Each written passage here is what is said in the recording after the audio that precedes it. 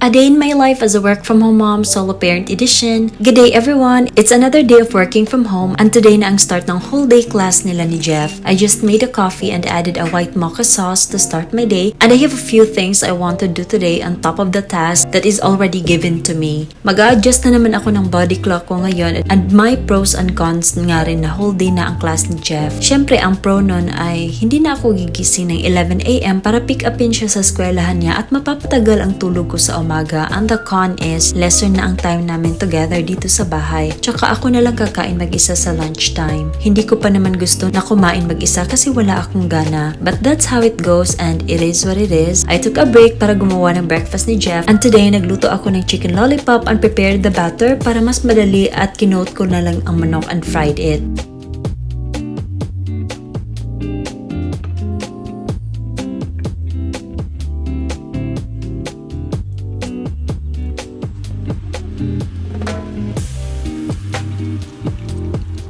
Naghiwa na rin ako ng mga sangkap na ilalagay ko sa egg roll and diced some carrots and sliced the bok choy thinly, then added it sa scrambled egg at tinimplahan na.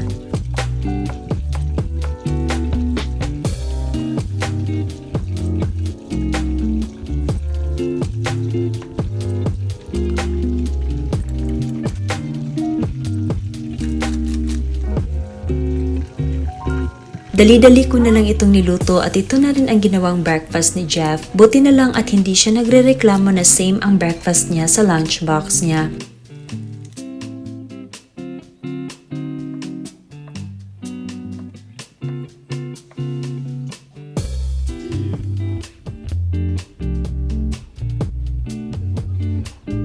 Nag-add na rin ako ng snacks sa kanya na biscuits, peeled oranges at choco mallow and prepared his lunchbox. Naglagay rin ako ng favorite niyang choco drink and off we go to school. Nung umuwi ako, naabutan ko si Cookie na lonely dahil umalis na ang kuya niya. Ayaw niyang maglaro sa mga laruan niya kapag mag-isa lang siya at hinihintay talaga niya ang kuya niya. I just took a nap at pagising ko nag-init lang ako ng ulam kagabi at pinaghanda na rin si Cookie ng pagkain. Practical talaga ako minsan at okay lang sa akin na paulit-ulit ang ulam kaysa naman masayang. Naubusan agad ni Cookie ang food niya and here I am facing the reality, eating alone and entertaining myself sa movie para mas ganahan akong kumain. Nakakamisin kasi na may nangungulit at maraming tanong habang kumakain. After lunch, nagtupi lang ako ng damit kasi matagal-tagal na rin siyang nakasampay. Masaya rin nga ako dahil ang pagtupi na lang ng damit at pagsasampay ang time-consuming sa akin, hindi na ang paglalaba. Nag-pause muna ako at kinuha si Jeff sa school at nang makauwi kami, grabe talaga ang galak ni Cookie pagkakita niya sa kuya niya. Sinalubong agad niya at excited na excited, hindi mapakali. Tinapos ko lang ang naiwan kong trabaho na pagtutupi at inilagay ko na ang mga damit sa closet.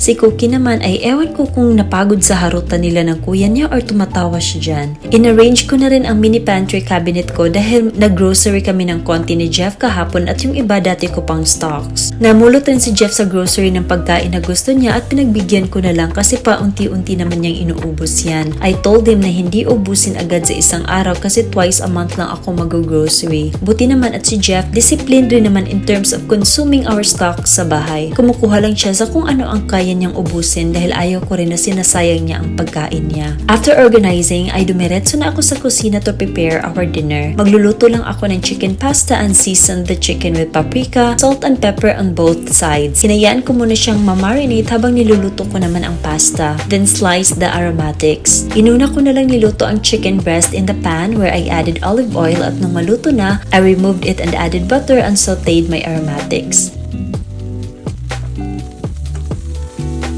Naglagay lang ako ng all-purpose cream at maraming grated cheese. Nilagyan ko rin ng cream cheese and chili garlic oil and then seasoned it with salt and pepper as well. Nung magmelt na ang cheese, sinunod ko na rin ang macaroni pasta and mixed it together. Naglagay rin ako ng konting herbs and then plated our dinner. Ito talaga ang gusto ni Jeff na sauce, yung mga white sauce, paborito talaga niya, especially kapag nagluluto ako ng carbonara. Kaya siya talaga ang may mas malaking serving kapag ganito na ang food na piniprepare ko. Nag-add din ako ng soda kahit kahit paminsan-minsan lang but more on water pa rin ako. Ganadong-ganado talagang kumain si Jeff at masaya ako na kahit 1 meal lang kaming magkakasama, at least nagkaka-bonding pa rin kami. After dinner, naghugas lang ako ng plato while Jeff is cleaning the table.